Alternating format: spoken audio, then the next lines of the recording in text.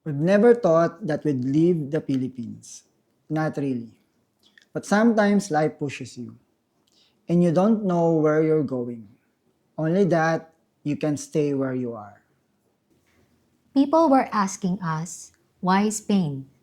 But the truth is, Spain was never our first choice. It was our last hope. Hola!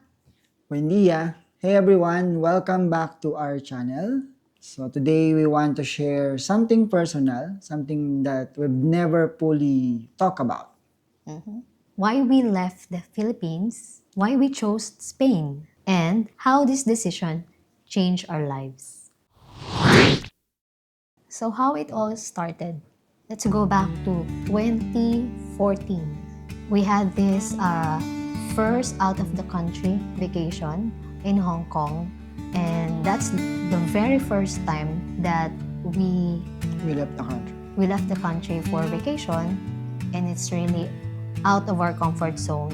We saw things, may mga nakita kami, pwede pala to, maganda pala yung ganito, yung ganitong sistema, okay pala yung mga ganitong infrastructures. So we've been to Hong Kong first, and then Singapore, Japan, Korea. I think the effect is when you go outside of your comfort zone, especially when you go outside of the Philippines, you can't help but compare.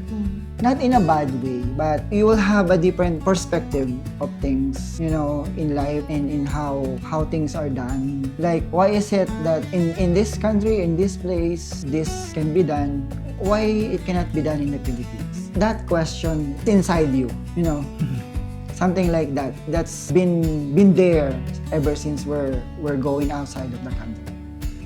So there's so many questions. That's the start of our curiosity. How is it like living abroad? So basically, we wanted to experience new environment, and also because, life is too short, we don't want to have regrets of not trying new things.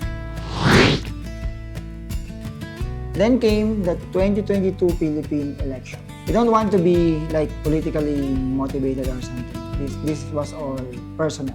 This is our story. I think this is the trigger or the main trigger that made us decide, yes, let's leave the Philippines now.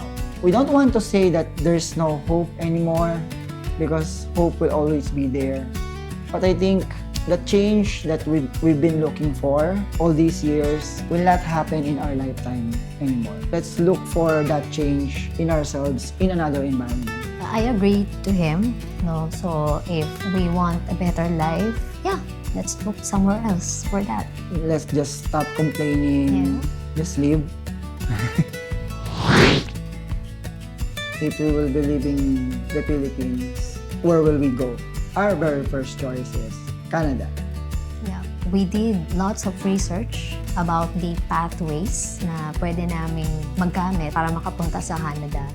We tried express entry and student pathway. We even reviewed for IELTS. We had all those preparations for IELTS. We even had our education assessed by WES. Or that's the moment that we found out. Especially my course, I'm a graduate of BS in computer science. In Canada, it's only like a 3-year course. It's Three-year diploma. Yeah, diploma. It's not a bachelor's degree. So that's the difference between the education in the Philippines compared to Canada. My course, it is considered a bachelor's degree. A Yeah. 4-year bachelor's degree. Kasi sa Philippines, 5 years yung course ko eh. Binawasan ng 1 year. Oo. Pero pasok pa rin siya sa bachelor's degree. And I remembered, I even had this tabulation of schools na gusto kong mag-enroll for a master's degree. Grabe yung ko doon. Grabe yung tabulation ko nun. Ginawa ko sa Google Sheet or sa Excel. Lahat ng schools, yung mga requirements nila, kinuha ko din. Pero pagdating dun sa cost, ang laki. We will bleed lots of money in order for us to go for the student pathway. So we did our research in Canada. First, di ba, yung kung saang lugar sa Canada. Alberta pa nga yung napili natin, di ba? Alberta. And then, saan sa Alberta? Calgary. Calgary. Grabe yung snow doon. And extreme yung temperature. We've been applying also for Yeah. work, job in Canada. But unfortunately, they don't accept. I think or super rare to have a job from the Philippines in Canada. Kasi we're also hoping na kung merong magi-sponsor, no? Yes. So if we will be accepted by a company there, They will sponsor the visa, Yeah. a work visa. yeah, we tried everything talaga. The tuition fee and the show money that you need to Yeah. present as a requirement. So in Philippine peso, you would need millions. Yeah. Like millions with an M. I remembered also we attended this seminar in Dusit Tani Hotel, Hotel, yeah, for the student pathway program. We were almost there, like enrolling, submitting application for the student path, but we don't have money. We did all the paperwork, hoping our points be enough, pero hindi enough because of our age. I even took a video of our journey during that time. Because during that time, I also want to document our journey in Canada. Hi, good morning. This is Seven. I'm recording this video to document our Road to Canada series. We decided to go to Canada and we'd like to document our preparations. Ngayon, planning stage pa lang. Our goal, of course, to have a better life, a better quality of life. Dun magtrabaho, migrate eventually. And so, the inception begins. Sa ngayon, all in planning stage, all in preparation stage. Plan na namin kumuha ng IELTS. So, though hindi pa kami nakakapag-book na exam, but we're planning to have this coming September. Right now, it's May 23. Plan na rin namin magpa-evaluate ng aming education through WES. So, we're planning na rin next month kumuha ng mga requirements or TOR from our schools. That's our first plan. No? Yung dalawang yon, yung education and language test like IELTS, yun yung kailangan para completely makagawa ka ng profile dun sa website ng Canada. Hopefully, ma-accomplish namin yun today while we're preparing for that kasi medyo kailangan din ng budget for the test in IELTS and for the WES evaluation. Yeah, sa ngayon, nag-ayos na rin kami ng aming mga resume, cover letters, and somehow nagpapasa na kami ng mga application via online, so email, via website ng mga employer. Nag-create na rin kami ng profile sa Job Bank ng Canada. So via Indeed and LinkedIn, nagpapasa kami ng mga application. But so far, wala pa. No, we're just trying if may sumagot na hopefully makakuha kami ng job offer before going to Canada. Kasi if may job offer, I think hindi na kailangan ng proof of funds kasi medyo malaki yung kailangan proof of funds sa express entry. Yun yung preparation namin, IELTS and WES. And hopefully makapag-submit kami ng express entry application this year. Wish us luck. Inform namin kayo. So this is the inception for our Road to Canada series. See you. Bye. Yeah, Canada didn't work. So maybe it's really not for us.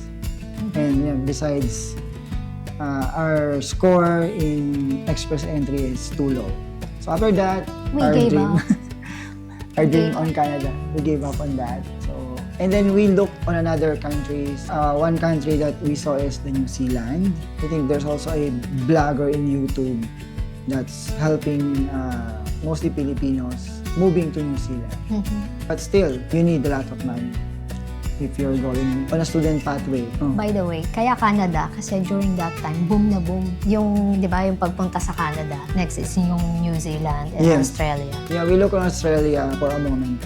For a moment, yeah.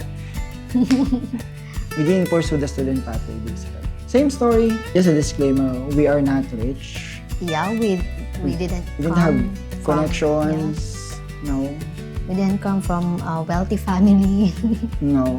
The resources that we can get will basically come from us. No one will help us or sponsor us on something. Yep. We're just normal people in the Philippines, you At know. merong mataas na pangarap.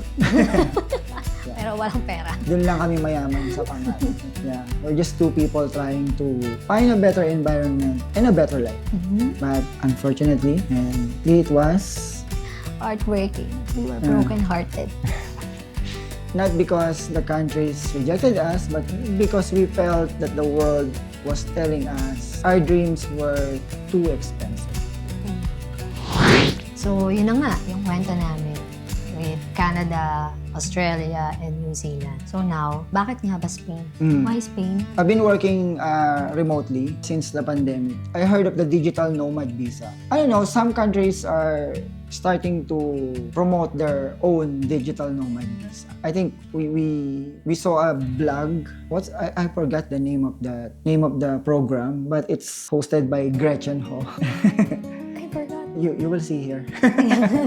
It was a program in YouTube. It's a blog in YouTube that she went to Spain, basically in Madrid. And interviewed the Filipinos there, how's the Filipino there, and everything. That's the time that I saw Spain. Yeah, So, we got curious with Spain. So parang kasi mahilig kaming manood ng YouTube videos. Ang galing lang when we watched those, I think it's a documentary program ni Gretchen Ho. Thank you, Gretchen Ho. Dahil sa'yo, nagka-idea kami about Spain. So, yeah. we failed in Canada, New Zealand, Australia, and from any other countries that we want to move. I've been looking for any country that we can go to, right? I saw the digital nomad visa, and then I saw Spain. I don't know, 2003, I think. The Spain's digital nomad visa is fairly new. Yeah. And then suddenly it felt like, oh my God, the universe is opening doors for us. Yeah. So it was the most affordable visa option. That visa has no showman. Yeah. You just have to get a remote work with that specific financial requirement, income requirement. You don't need millions. That's the part that we can afford, that we can do. Nag-research na kami. Everything about Spain. So we found out that us, Filipinos, being one of their former colonies, we have this advantage for citizenship after 2 to 3 years na magstay ka sa Spain. So, parang wow. Kasi pag sa ibang bansa, like in Canada, you need At least 5 years, I think. at least 5 years 5 to 10 years. We were shocked. Parang, bakit ngayon lang natin nalaman to? Yes. I think that's the only regret is I didn't know Spain way back. I've been looking for that for every country. I think I look for Japan and some other countries in Europe waiting for their digital nomad visa. But I think right now, nothing compares to the Spain digital nomad visa because that's the advantage of us as a Filipino. Nanood na rin kami ng ibang nagbablog ng Spain. So specifically, yung mga pinanood namin is like, as we mentioned, everything is BOPO and Days we spend. Yeah. So about sa citizenship na in-offer ng Spain, it seems like a bonus for us because we're looking for a country to move on or to live. Here in Spain, if you stay for at least 2 years, you have a chance for citizenship because we love to travel. So as a traveler, that means freedom. Because if you have a passport, that will open doors, more doors for us. We always have to apply for a visa for most of the countries that we want to go to because the Philippine passport, unfortunately, is one of the weakest passport in the world. There's a lot of hassle, lots of requirements when applying for a visa. When you have a powerful passport like the Spain is Always on the top. yeah, right? always in the top 3. I think Top right now 3. it's in top 2. Yep. Every time we will travel, we'll have that advantage. Less paperwork, less stress, you know. We're dreaming of that. Yeah. We just want to have a life where travel is normal, not a luxury. So why Oviedo? People expect us to say Madrid and Barcelona, but that was never us. You can watch more detail here on why we chose Oviedo. Nagkaroon ng elimination. Yeah. Napunta kami sa Asturias. Yes. So, there, Oviedo. And then we saw someone also vlogging, not Filipino, Yes. the Pahudi something. Yep. So they're vlogging about Oviedo. During our search, there's very rare or no Filipino are vlogging the north of Spain. For one also of the reason that's why we're documenting our journey to help you, to help others, to inspire you or to introduce to you somehow the north part of Spain. Finally, we decided, okay, Oviedo will be our place. Will be our second home. Very important sa amin yung cost of living, and Oviedo really passed that. And the nature, because we are nature lover, and yung city is walkable, and yung clean air, clean surroundings. I'm so happy we're here kasi until now, I haven't experienced any allergic rhinitis. So, for me, for health, okay siya sa akin. Okay siya sa amin. Here in Spain, we found space to breathe, a slower life, in a healthier rhythm. We're still learning, still adapting, still figuring things out. So for the first time in a long time, we're happy and hopeful, and finally, some peace. Living was not easy. We left our families, our dogs, and our comfort. Everything familiar. But we knew staying would mean living in a life of what ifs. What if we tried?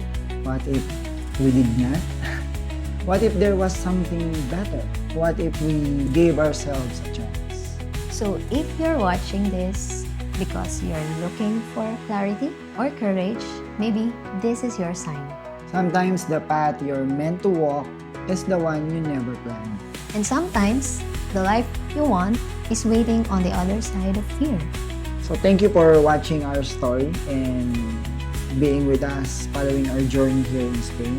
It's not perfect and it's not always good. There's no such thing as perfect thing.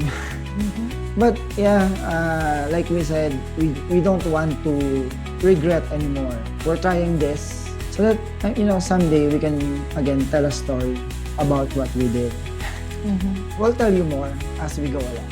So again, if you want more content like this, Please like, share, and subscribe. see you again in our next adventure. Hasta luego! We left the Philippines because of some problems, some toxicities and everything. One of that is, I think, is the tax. I've lived in the Philippines. Yeah, laki sa Pinas. Born in the Philippines. Born in the Philippines because I was born 1980s. I'm 3 years old when the first people power happened. I haven't seen that, of course, but I've seen so many protests and people power. I've seen rallies. I've seen so many Senate hearing. I've seen so many issues in the Philippines. But after all those years, nothing changed. Nothing happened. What's happening right now in the Philippines, it's like a deja vu. It happened before. And it's happening again. Yeah, it's happening again. And it will happen again. Nothing changed. Like one of the pain as a worker, as a person who works for a company, who works every day, going to work and having your salary cut off because of that very big tax. And then you will see in the news that your money, going to the families of the politicians. Don't get us wrong. Living in the Philippines is okay. But like we mentioned, if you have this perspective from other countries, you will be curious. And You will desire for better. yeah, and you will be enlightened. That what's happening in the Philippines is not normal in the world. Something like that. What are they doing with our tax? Even the healthcare, even the help from the government. And I can remember during the pandemic, we didn't get any help from the government. There is this ayuda, like a small grocery bags that were given in the neighborhood, but we were skipped because our house is fenced out. It's gated. Magandang fence. So, although I know, maliit na bagay, pero 'di ba, parang hindi nila kami nakalimutan. Yes. Pero during that time, wala. We were ignored just because may fence yung bahay namin. I think that's one of the problem in the Philippines is they forget about the people who work and is paying taxes and they are helping those people that is not paying taxes. I'm okay with helping the less fortunate, the poor and everything. Don't forget the people who pay. And like we mentioned, we're done complaining. That's why we left.